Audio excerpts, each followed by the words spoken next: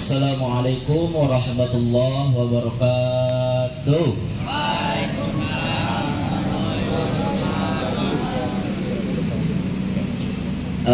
Untuk hari ini kita pembiasaan untuk suratnya bisa dibuka surat Al-Ikhlas. Tahu ya surat Al-Ikhlas ya? Qul huwallahu ahad. Sok dibuka, mangga. Udah dibuka? Al-Ikhlas paling bawah juz 30 sebelum An-Nas dan Al-Falaq. Udah dibuka? Oke.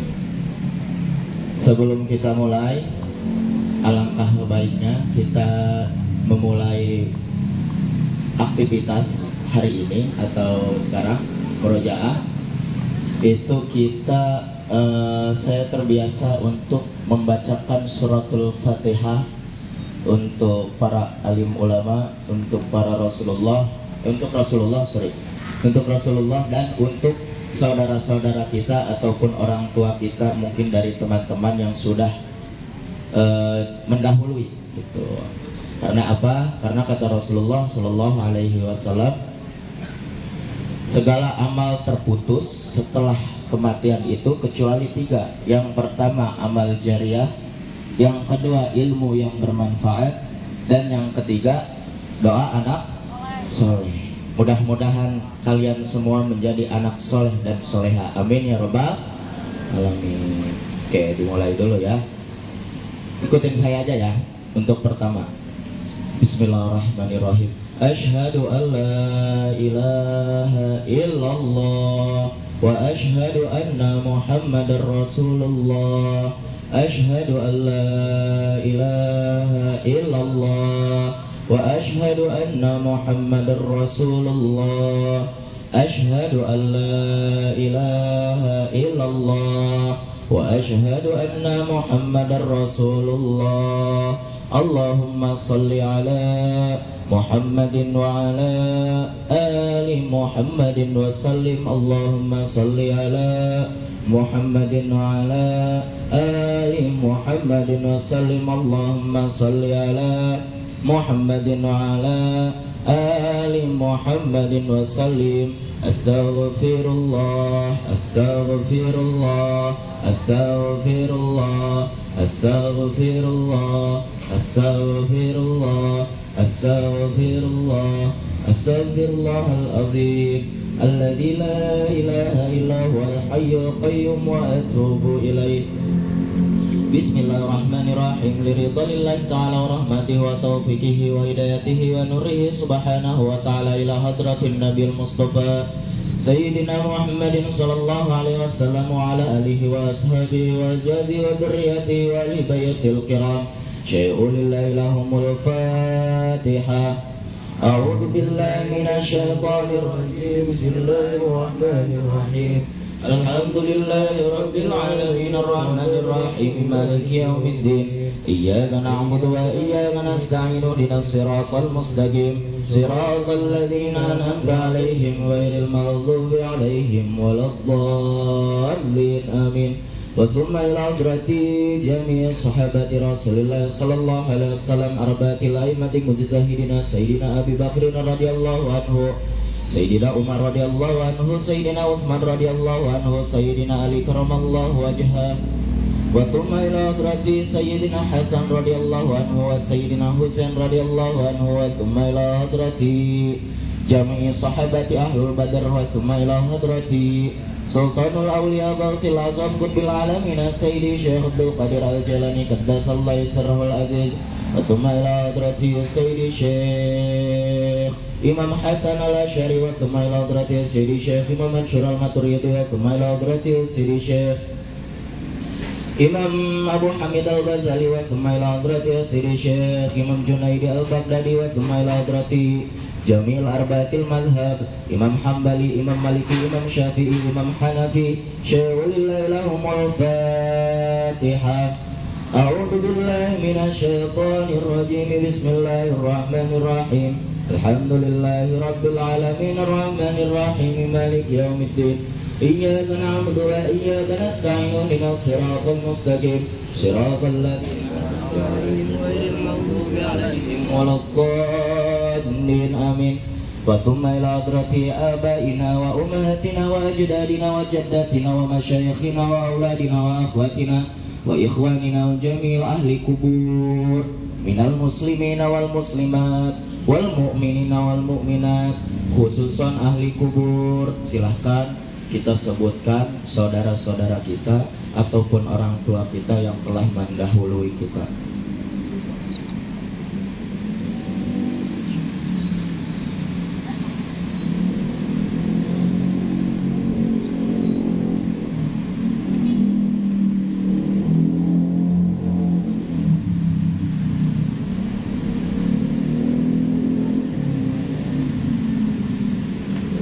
Barakatil umul Quran syafaati Rasulillah sallallahu alaihi wasallam bi karamatil awliya illahi ta'ala al-Fatihah. A'udzu billahi minasy syaithanir rajim. Bismillahirrahmanirrahim. Alhamdulillahi rabbil alamin arrahmanir rahim maliki yaumiddin. Iyyaka na'budu wa iyyaka nasta'in ihdinas siratal mustaqim siratal ladzina an'amta 'alaihim ghairil maghdubi 'alaihim waladdallin. Amin. Alhamdulillah tadi kita sudah melaksanakan atau memulai kegiatan dengan tawasul. Tawasul itu adalah kita mengirim doa kepada orang tua kita, kepada ulama yang telah mendahului kita. Mudah-mudahan Allah Subhanahu wa taala mengganjar kita semua dengan pahala yang berlipat ganda. Amin ya rabbal alamin. Sok dibuka, udah dibuka surat Al-Ikhlas. Kita baca bareng-bareng dulu, oke? Sok ta'awuz. A'udzu billahi minasy syaithanir rajim. Bismillahirrahmanirrahim.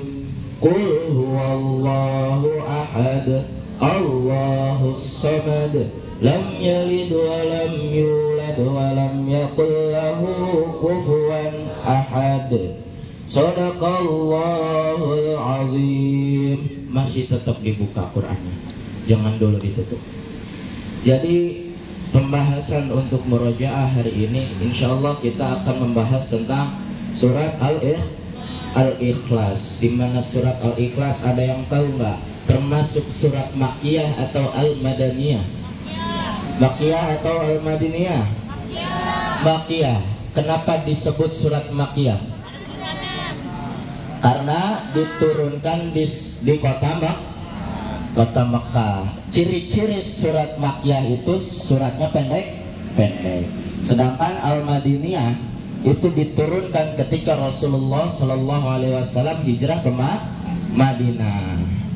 Dan suratnya biasanya itu panjang-panjang. Nah, kebetulan surat Al-Ikhlas itu adalah surat Makkiyah, di mana surat Makkiyah itu suratnya pendek. Ada yang tahu nggak? Surat Al-Ikhlas itu asbabun nuzulnya apa? Kenapa? Yang tahu boleh angkat tangan. Kenapa sebab diturunkannya surat Al-Ikhlas? Ada yang tahu? Tahu nggak? Kelas 7, kelas 8, kelas 9, yang perempuan juga gak apa-apa. Jadi menurut keterangan, saya jelaskan. Menurut keterangan di dalam surat Al-Ikhlas, asbabun nuzulnya itu ada beberapa riwayat yang mengatakan yang pertama itu ketika orang kafir Quraisy itu berkumpul dan bertemu dengan Rasulullah Shallallahu Alaihi Wasallam, itu orang kafir Quraisy itu bertanya kepada Rasulullah, wahai Muhammad, kata orang kafir, siapakah Tuhanmu yang engkau sembah? Apakah dia emas? Apakah dia perak? Atau apakah dia apa gitu? Atau matahari atau daging? Nah, Kata orang kafir Quraisy, kenapa orang kafir Quraisy bertanya seperti itu? Karena memang orang kafir Quraisy itu adalah orang-orang yang menyembah emas, menyembah patung, dan menyembah berhala. Nah, Rasulullah menjawab, tidak, Tuhanku itu tidak bisa disamai dengan sesuatu apapun. Nah, itu riwayat yang pertama.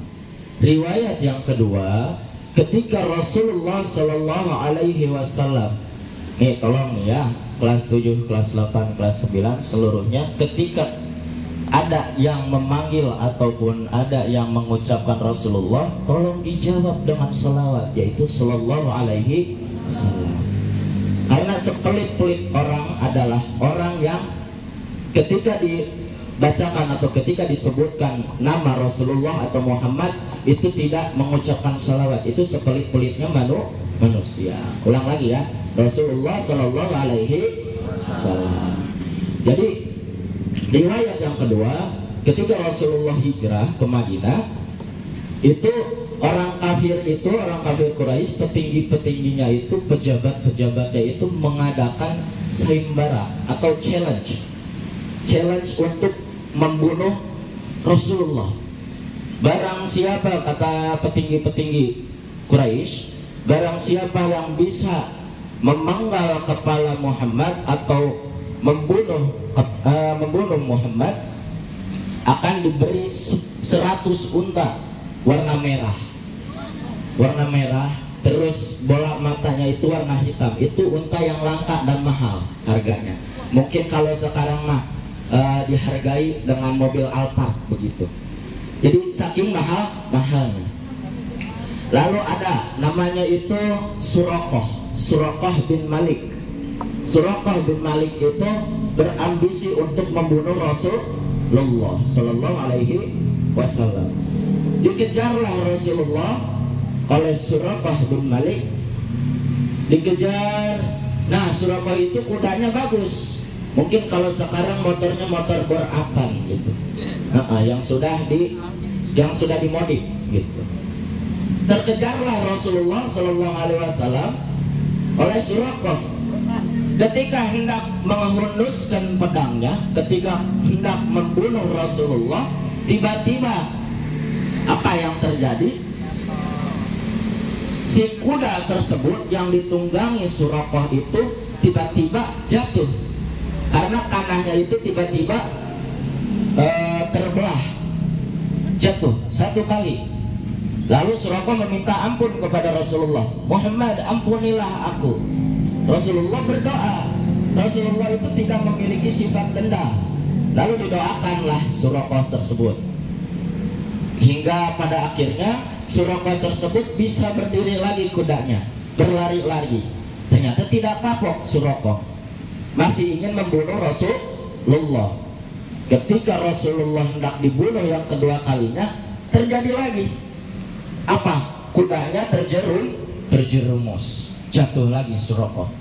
Minta ampun lagi, Muhammad, ampunilah aku, mintakan kepada Tuhanmu pengampunan kepadaku. Diampuni lagi, didoakanlah lagi. Berdiri lagi Suraqah dengan kudanya. Ketika hendak yang ketiga kali akan membunuh Rasulullah, kembali terjadi lagi, kudanya jatuh lagi hingga ketiga kali.